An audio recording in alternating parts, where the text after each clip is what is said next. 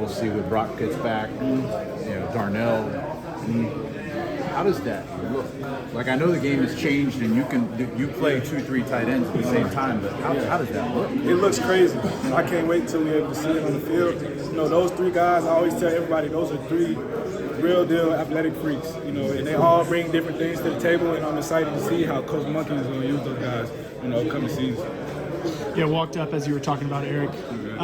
What were your big takeaways from him this spring? Obviously, he had 2 touchdowns today.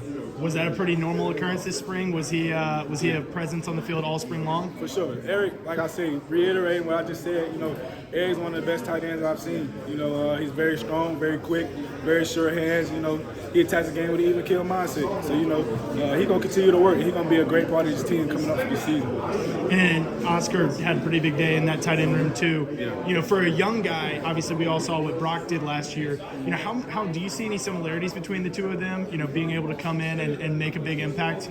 Well, they both their own players, but like all our tight ends, like they all physical specimens and stuff like that. Like I said, he got sure hands and things like that. He attacks the game with an even kill mindset too. So all our tight ends are great, and I can't wait to see them this year.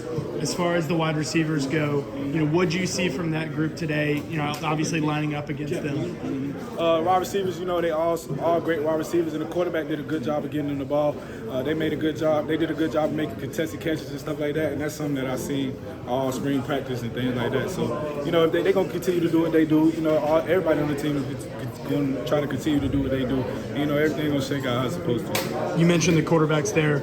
Obviously, you were going against Stetson for majority of the day, but Carson a little bit later. Yeah. What'd you see from Carson and Stetson, when you were able to watch from the sideline and obviously from your stance in the middle of the field? Well, what I noticed and admire about both of those guys is how poised they are. They attack the game with so much poise and dedication to it. They put the ball in the right places for the receivers to be able to make plays.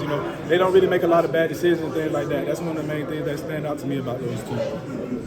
Chris, I think the word for the day is resiliency a little bit. Everybody knows the story with Dominic. Everybody knows the story with Arik. What goes through your mind seeing these guys perform finally like this? It's amazing to be able to see those two guys, be able to come back and do what they're doing right now after having to sit out last year and things like that.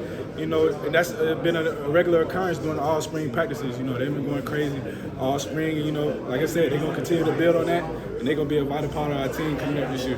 How can a defense deal with Georgia when they go 12 personnel and Brock's on the field and maybe Darnell's on the field and Arik? Yeah, how tough would that be? It's going to be tough. It's tough for some of us out there sometimes like that. But, Coach Monkey does a great job of putting everybody in position on the offense to be able to make plays and things like that. And, I know he's going to come up with a game plan during this year.